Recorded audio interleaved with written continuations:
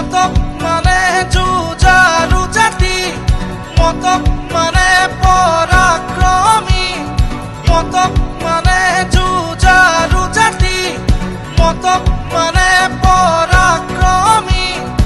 ইতিহাসে ৰিঙিয়াই তাই ফুকাও, মতক সদায় সংগ্ৰামী, মতক সদায় সংগ্ৰামী। আদিম মতক আমি জনগোষ্ঠী, বাৰে বৰণীয়া সংস্কৃতি। ভূমিপুত্ৰ আমি লুইতৰ পাৰৰে, খিলঞ্জীয়া আমি অসমীৰ বুকুৰে। জাতিটোৰ কাৰণে একতাৰ মহামিলন, সদৌ অসম মতক যুৱ ছাত্ৰ সন্মিলন, সদৌ